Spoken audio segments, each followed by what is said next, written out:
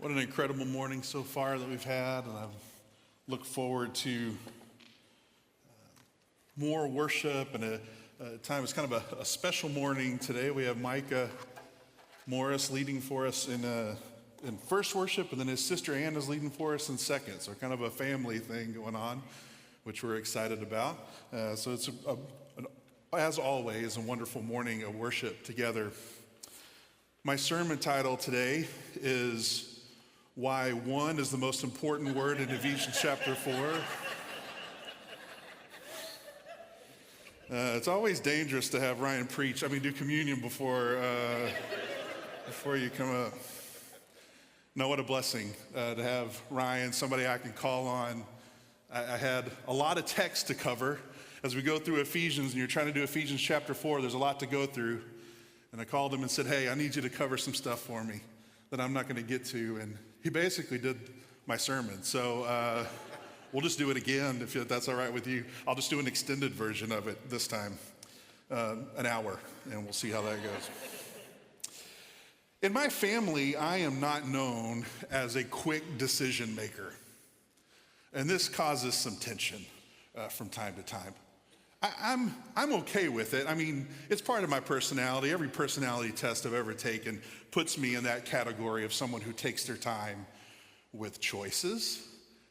I think that's good. There's a lot of times where being patient kind of pays off and things are okay. There are, however, other times when it's important to make a quick decision. So when you're driving in Dallas, and you're on the highway and you're going 70 miles an hour and all of a sudden the highway splits and you can't remember which one you're supposed to take. That's a time where I may need to make a quick decision, and I am not good at that. That scenario alone has caused more tension in my marriage than maybe anything else ever, because I'm not the fastest decision maker. My inclination is to go with the flow and kind of let things happen, but I'm learning. I'm learning the value of a good decision at the right time. If I want to get where I want to go, then I have to make some choices to get there. This is a basic idea that we all know. But in this sermon series, all together now, as we're moving through the book of Ephesians, what we're saying is, as a church, where we want to go is we want to go toward health and spiritual maturity and unity, all the things that Paul is calling the Ephesians to. We want to get to that direction. But here's the truth. We're not going to drift into health and unity as a church. That's the thing I've had to learn in my life. I very seldom am going to drift to where I want to go. We're not going to drift into that. As a church, choices have to be made. I'm becoming more and more convinced that the way of unity is a path that we choose to walk. It doesn't just happen by default when we show up in the same place at the same time. There's more to it than that. And I think this is something Paul realized as well. Ryan did a great job of describing what Paul's doing in the first half of Ephesians, where he's laying this groundwork, this foundation of all that God has done for his people through Jesus Christ. That foundation is going to lead to, you have to make a decision. What are you going to do based on this? And so in the second half of the letter, he's going to get more practical. What does this look like? What's our response to it? And he starts it with these words. He says, as a prisoner for the Lord then, I urge you to live a life worthy of the calling you have received. Now that's the New International Version. The English Standard Version keeps a couple of words from the original language that I like. I want you to hear those.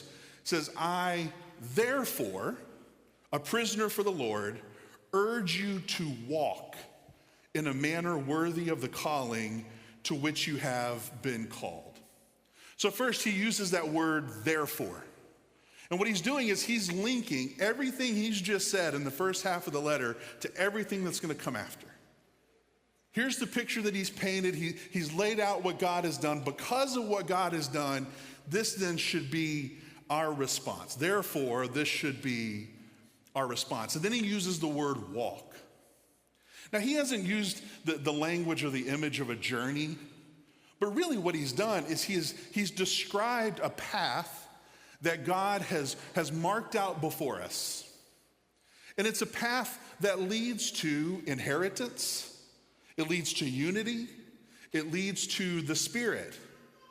And now what Paul's doing is he's encouraging the Ephesians and he's encouraging us to walk down that path, to walk that way. But he knows that we have choices in that. There are other paths that we can walk down. And so if you look at verse 17 of chapter 4 in Ephesians, he says this, he uses walk again, but in the negative. He says, now this I say and testify in the Lord, that you must no longer walk as the Gentiles do, in the futility of their minds. Paul knows that we have different paths that we can walk down. And so he's showing them, hey, I know you have other ways that you can walk. He calls it the Gentile way. And really what he means by that is he's describing a pagan lifestyle. And that's one of those phrases that when I say it in church like that, it's immediate. We can just kind of all go, oh, okay, well, I'm good. I haven't done pagan stuff lately. Like we're all right. We can hold that at arm's length. Until you start reading his description of the kind of path, the kind of lifestyle that they could be tempted to go down. And you start realizing, oh, okay, no, that's familiar. I know those temptations. So he describes it like this. He says, they are darkened in their understanding and separated from the life of God because of the ignorance that is in them due to the hardening of their hearts. There are tons of paths that we can go down in our lives that lead us further and further away from God. We can do this individually. We can do this as communities of faith. Paths that lead us further from our knowledge of who he is, our relationship with him. Paths that cause us more and more to be desensitized to the things that God's heart is sensitive to. I think that's important for us to realize, but that's not all he describes here. He says, having lost all sensitivity, they have given themselves over to sensuality so as to indulge in every kind of impurity. And then he just tacks on, and they're full of greed. He just puts that at the end. Well, that's all familiar, right? I mean, there's plenty of paths in our life that say, hey, the real kind of purpose of life is how you feel. It's about, are you happy? Does it feel good for you? And so you can go down that path. You can chase these temptations that say, hey, take care of yourself and how you feel. Make sure you're happy. Everything's good. Protect what you have.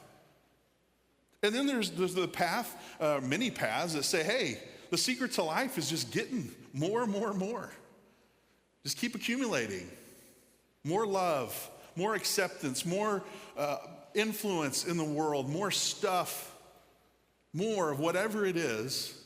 Those paths are available to us as well. And what's interesting, if you look at all those paths, I mean, the thing that they have in common is kind of what Ryan was saying, they're about us. They're self-focused. What does this do for me? How does this affect me? It's all kind of self-focused stuff that keeps us focused on ourselves. And I think it's these kind of paths that we drift towards if we don't make a conscious decision. But what Paul says is this kind of life, this selfish life, and as tempting as it is not the kind of life that we've seen in Jesus. Jesus, the one who's shown us what life is supposed to be all about, we haven't seen that in him. He says that, however, is not the way of life you learned when you heard about Christ and were taught in him in accordance with the truth that is in Jesus. Paul knows there's a decision to make, and so he urges the Ephesians, he urges us to make a decision, to walk in a way that leads to new life, to the new life that God has promised us. And so he's going to start describing what that looks like. How do you do this? This is where he gets to the practical stuff, which is the stuff that we like. We don't have time to look at all of it in chapter 4. I do want to hit some of the big highlights. He says this, be completely humble and gentle. Be patient, bearing with one another in love. Make every effort to keep the unity of the Spirit through the bond of peace. Be kind and compassionate to one another. This is verse 32. Forgiving each other, just as in Christ, God forgave you. You want the practical side of this. What does it look like to be a healthy, unified church? Well, here's the list, at least the beginning of one. Humility, gentleness, patience, peace, kindness, compassion, forgiveness. And if you look at that list, what's fascinating is that all of those things are about how we treat others, how we treat each other, in fact, and not about just ourselves all the time. Living our calling, living into what the path that God has marked out for us, we do that as individuals, but we do it in the context of Christian community. So the way of unity is not just a path that we choose to walk. The way of unity is a path that we choose to walk together, which I think is an important distinction. We don't drift into health. We don't drift into unity. We don't drift into healthy relationships. And so today, like Paul, I want to encourage us to make a decision to walk the path of unity both as individuals and as a community of faith. So first, let's talk about what it looks like to do that as individuals. You know, it's tempting in our individualistic culture.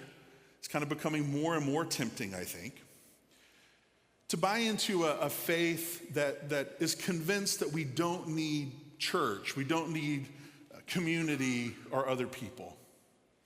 There's more and more people that I talk to that kind of are headed in that direction, and there's part of that I understand.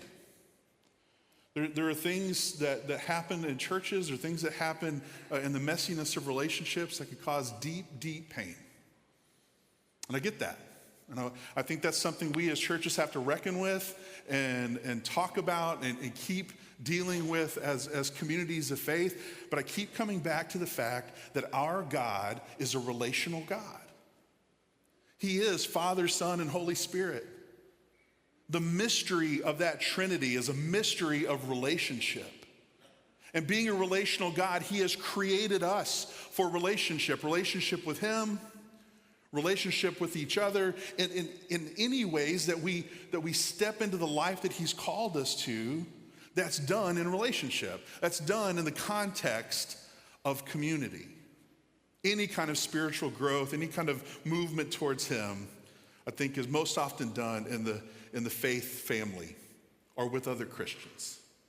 And so just three ideas quick to talk about what does that look like for us? You know, what do you do? What are the practical things? The first thing I think is to show up against the temptation to just kind of focus on ourselves, is to show up and be part of community. Congratulations, you've taken the first step. You're here, you've done it. You've joined your voice today in worship with other people. I think that's incredibly important. But it's not just showing up on Sunday morning, right? It's showing up in relationship with each other, being there for each other. And it would be very nice if that's all that was required. But against the temptation for us to kind of show up and sneak out, we also have to sign up. Now, by sign up, that could literally mean signing up. At church, that can mean signing up for a ministry or signing up for a group or something that gets you more involved. What I mean in a bigger sense is commitment. Making some kind of commitment of yourself into the community. But even when we do that, we can commit and kind of keep things at a surface level, right? And against that temptation, I think we have to open up as well. We have to open up in ways that make us vulnerable. Here's the truth about community. There's always vulnerability and risk in it. And there always will be. And as churches, we have to take that seriously. I think we have to create and protect safe places in our communal experience for people to open up, for people to be real with each other. I've recently had conversations with a dear friend of mine. We've been friends for a very long time, and it's taken us till now probably to get to some of the things that are buried deepest within both of us. And we're starting to share those things. It takes time together and conversations and prayer and moments serving together to get to those places, but we have to find places where we can open up to each other. So you show up, you sign up, you open up. I mean, really, if you look at that, all that is, that's all the things you do in a meaningful relationship in your life. Whatever relationship it is. You show up, you have a presence with that person, you commit to that person, and there's a vulnerability between you. That's what real relationship is all about, and that's what it looks like in the community. We have to find ways to put ourselves in positions that then, I mean, this is the hard part, right? They cause us to grow in patience and humility and in generosity and selflessness and peacemaking, in truth-telling. Those muscles don't get developed in us if we don't put ourselves in the positions and the relationships to work them out, to do the sweat and the hard work that is the messiness of relationships in church. And so we choose that as individuals, but I also want to urge us to make that choice as a faith family as well. To be part of the church, I think, is to make commitments to each other. I love a baby blessing day. What fun it was to have the Paynes and the Joyces and their families up here. That's a chance for us as a church to make commitments to them because we believe that we have responsibility within the context of community to help these families as they raise these kids. Those commitments are important.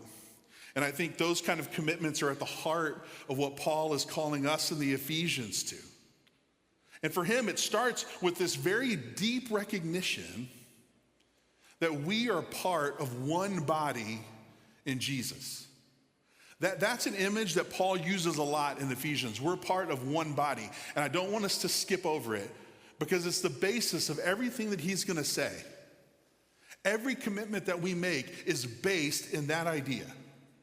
That we are part of something that's bigger than us, something that Christ is the head of, something that helps us step into the beauty of what God is doing in this world. God's kingdom, the new life that he's called us to, we do that as we come together as a body under Jesus Christ. That idea of being part of one body drives our commitments towards each other. So for instance, where we could choose to define each other by our most challenging attributes. You know how we do that? Defining each other by our most challenging attributes. Am I the only one? I wish you would stop doing this all the time. Oh, he's just such and such. Or we put labels on people. We use words like, adjectives like annoying or nuisance, or they believe this, or they're always talking about this, or whatever it is. We take the hardest parts of our personalities and we often make those the most important thing. Where we could choose to do that, we choose to patiently search for the image of God in each other. Totally different thing. And why? Why do we do that? We do it because we are part of one body in Jesus. Where we could choose to elevate our own status in the body. That's available to us every time we get together. We could choose to make ourselves more important. We could choose that, but instead we choose to lift up and honor others. Why? Well, it's because we are part of one body in Jesus. Where we could choose to let anger destroy the bonds between us, we choose to deal with anger in healthier ways. Why? And I wonder if you'd answer the question with me this time. These words in yellow. Would you say that? Is it up there? We are part of one body in Jesus.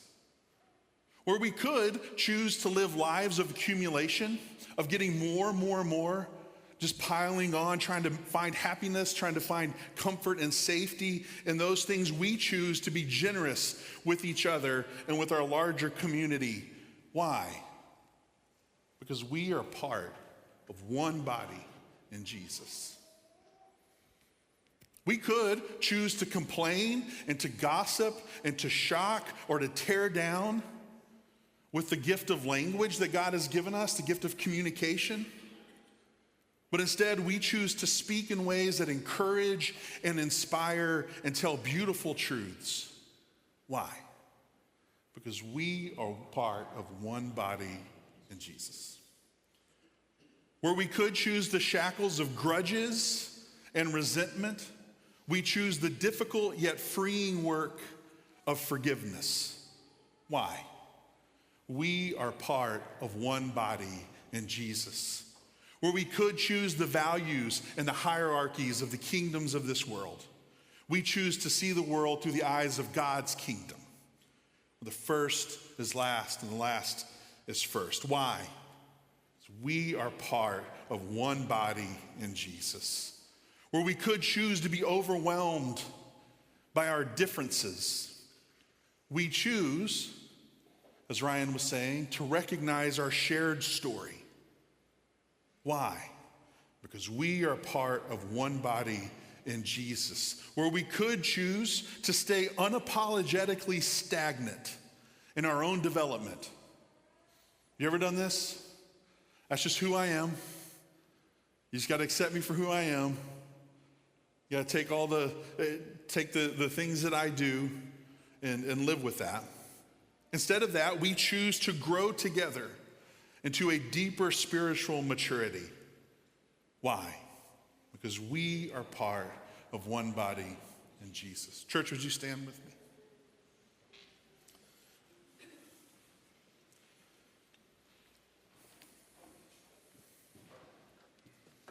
When I was a ministry student, I had a teacher who spent many years as a minister and an elder in churches.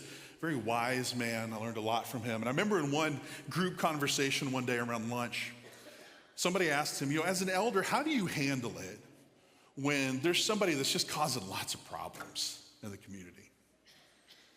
And he said, after a moment of thought, he said, my first move is to walk alongside that person.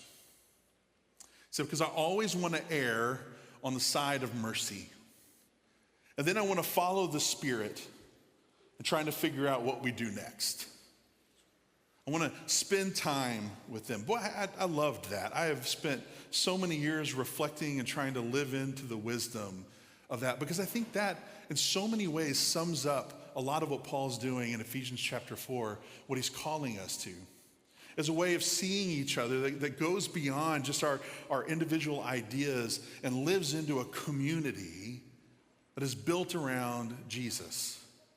Knowing that there's messiness in community, that we can still walk alongside of each other and be led by the Spirit and trying to learn how to interact with one another. It's not easy what God has called us into, but He doesn't make us do it by ourselves. He empowers us in His Spirit. And we do this not because we're trying to make ourselves look good or we're trying to try harder to be spiritual or whatever. No, we do it because of all that God has done before us. What Paul says is we forgive because we've been forgiven. We love because we've been loved. And we exist in community because we've been created for community. We've been drawn in together by Jesus. And that's my prayer for us as a church, that we continue to live into that truth.